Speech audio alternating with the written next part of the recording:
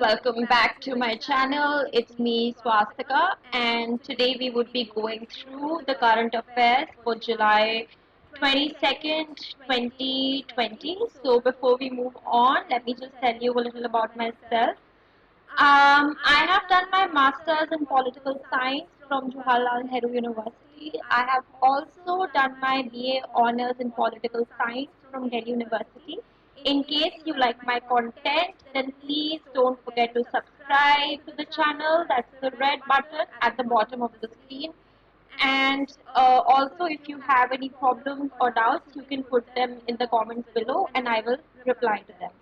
So today we would be discussing some short news. We would be discussing how Pune is planning on making 1 billion doses of COVID available.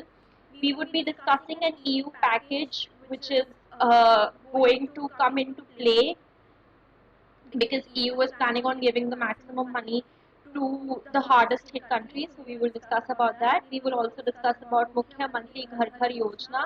This is a new yojana that is being put forward, and one news I forgot to mention here is the provision of social security numbers to migrants. And the next is going to be a little information on the India-US trade. After discussing the short news, we would be going onto the editorial and the op-ed pages, and here we would be discussing repurposed medicines. There is an article on that, and also something on data regulation because that's an article there in the newspaper as well.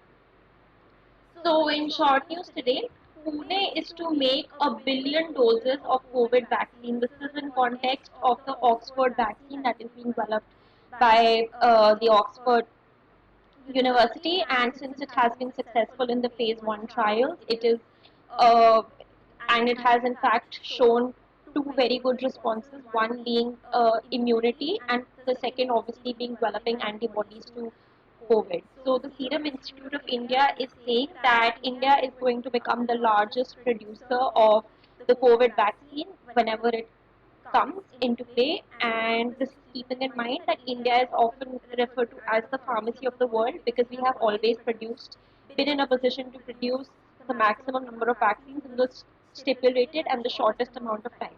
The chairperson also goes on to say that the chances of failure are super remote because in most probability they will be successful. The next piece of news is that EU was planning on giving a 750 billion euro package to pull economic European Union out of recession. So we know that there is a global economic recession that is taking across the globe, and for that, European Union is giving an influx of 750 billion euro package to pull European Union out of the recession. So most of the money from this package would be sent to the countries that have been hit the hardest, that is Spain and Italy. So for this, we have to keep in mind that this is in fact a very generous amount of money that is being given very generously to countries like Spain and Italy, who were the hardest hit by the virus. The next thing that we are going to talk about is Mukhya Mantri Ghar Ghar Yojana. So this is in news because Delhi government announced the Mukhya Mantri Ghar Ghar Yojana, Ration Yojana, which allows beneficiaries to avail doorstep delivery of ration. This is in terms of obviously इसका नाम ही ये है घर घर ration योजना, मतलब तुम्हारे घर के डोर स्टेप पे तुम्हें राशन भिजवाए जाएंगे. The scheme entitles residents who currently collect ration from public distribution shops to get the same ration delivered to their home. This is to ensure that the poor get ration with respect. The next one that we are going to discuss is the outcome of India Idea Summit. So this is India and US have reiterated for a long term plan and to work towards a comprehensive trade deal. So as an intermediate step between the imminent limited deal and comprehensive deal, free trade agreement, India has proposed a preferential trade agreement that would cover 50 to 100 goods and services. India wants US to restore its access to the US preferential trading system or generalized system of preferences, and to increase market access to some categories of Indian agricultural products among others. There are obviously some concerns with every trade deal. One, the US concerns include market access for American dairy and agricultural products, medical devices, and a cut in information and communication technology import tariff. The US also has concerns with India's digital trade policies, for example, FDI in commerce and data localization. About generalized system of preferences. So India wants US to restore its access to the US preferential trading system. This basically is a preferential tariff system extended by developed countries, also known as preference giving countries or donor countries, to developing countries, also known as preference receiving countries or beneficiary countries. It involves reduced MFN tariffs or duty free entry of eligible products exported by beneficiary countries to the markets of donor countries. It helps in making the goods of beneficiary country competitive in the donor countries. So this is basically for the development of developing countries, and India wants US to restore us back to the GSP so that the market access of Indian products and agricultural products can increase. So another piece of news, we see that there is a parliamentary standing committee on labor which has recommended that the government introduce a social security number for migrant workers, especially for those in unorganized sectors who are beyond the purview of labor laws. Governments should set up a website to register migrant workers. The benefits are social security number can avoid difficult situations which the migrants faced during the lockdown. A social security number will help in mapping the number of migrant workers in the migration pathway. So this is basically in context of the labor distress that migrants have faced, the extreme migrant distress that they have faced, and due to the pandemic and due to the drastic and draconian implementation of the lockdown. So the Parliamentary Standing Committee on Labour has recommended that government introduce a social security number for migrant workers. The government should set up a website to register these migrant workers. The social security numbers can avert difficult situations which the migrants faced during the lockdown. A social security number will help in mapping the number of migrant workers and their migration patterns. So the next we are going to move on to is the editorial page, the opposite the editorial page, and at the top part of it there is this article on the upper half of the page. So this article is written by Sharmila Mary Joseph, who is a secretary in the Department of Ayush, Government of Kerala, and James J. Nidambara, who is a professor and head in the Center for Trade and Investment Law, Indian Institute of Foreign Trade, New Delhi. So basically, they are saying that so when the coronavirus pandemic hit us, there was certain we are in a position where we are looking for vaccines that can help curtail the spread of the virus, but so far we have been unsuccessful.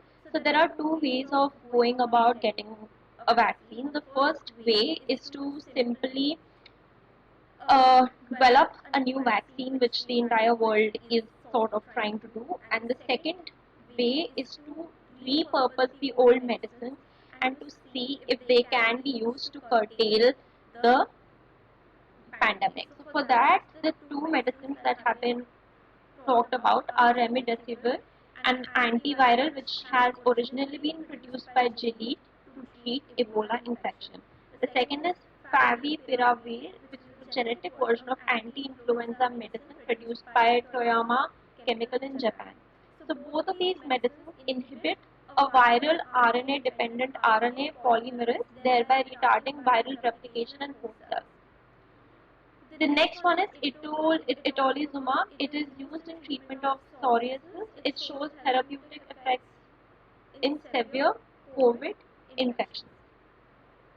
But there are a lot of issues with these medicines. So medicines generally have a patent of 20 years when they're produced. So the cost of research and development sort of gets covered up. So initially new medicines are expensive because the cost of research and development has to get covered up through their sales, which can only happen if the medicines are competitively priced.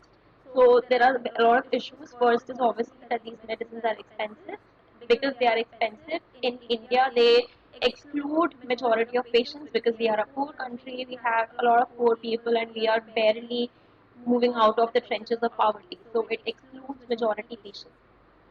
When companies try to recover fixed costs or sunk costs that went into the investment and development of the medicine, the final price becomes unreasonable. So this is what I was saying, that there is sometimes there is mostly a fixed cost or a sunk cost of the medicine that goes into its research and development, and when the company tries to recover that cost, the final price becomes very high and very unreasonable. So this is similar to a TRIPS agreement. So there are various laws across various countries. So TRIPS is basically trade-related aspects of intellectual property rights agreement. The TRIPS agreement came into effect on 1st January 1995.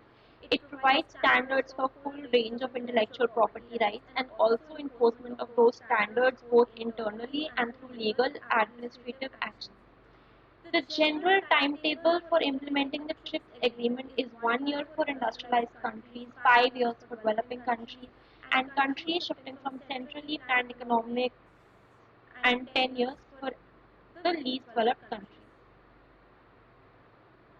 So this has helped in making antiretrovirals affordable during the AIDS crisis. This offers a certain flexibility, and it's resorting to enabling legislation and procedural modification of existing laws for ensuring affordability of anti-COVID vaccines. So we know that the current vaccines which are being repurposed are like pretty expensive, and majority of the people cannot afford them, which means that there needs to be certain amendments that need to be made to enable legislation and procedural modification of existing laws to make sure that whatever vaccine for coronavirus is produced is going to be affordable for the majority of the population. For that, we need to ensure flexibility.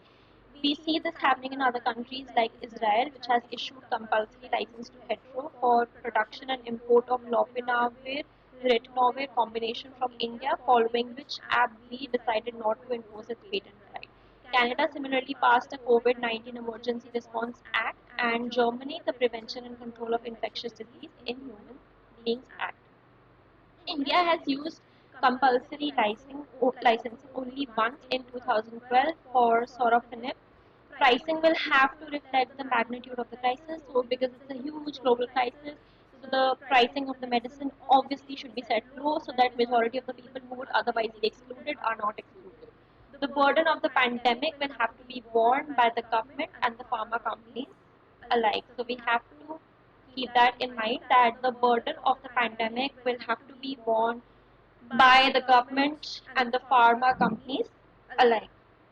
The next one that we are going to talk about today is going to be one on data regulation, and this is at the bottom part, this part of the editorial page, and this is written by Astha Kapoor, who is the co-founder of APLI Institute. So she is basically saying that India doesn't really have a personal data protection bill. We know that because I've discussed that in the current affairs. So setting up a committee to regulate non-personal data is a very immature move. So this is in the context of on July 12th, an NPD, Non-Personal Data Committee, released a government framework which has many issues. Right. So she is basically talking about three important problems that are arising from it. The first, obviously, is data principles. So she's saying that a lot of the committee report, the guidelines, they are just assuming that it's going to be about individuals or groups. But what about communities? Communities, and for that, the principles, data principles, are very ambiguous and very unclear. The second she's saying is the data custodians. These are the issues.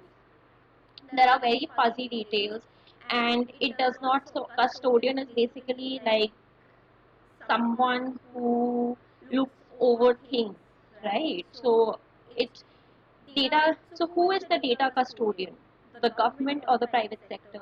The report does not make it clear. The report also does not make it clear that who can monetize data, what is happening, what is not. So the details are extremely fuzzy, not clear.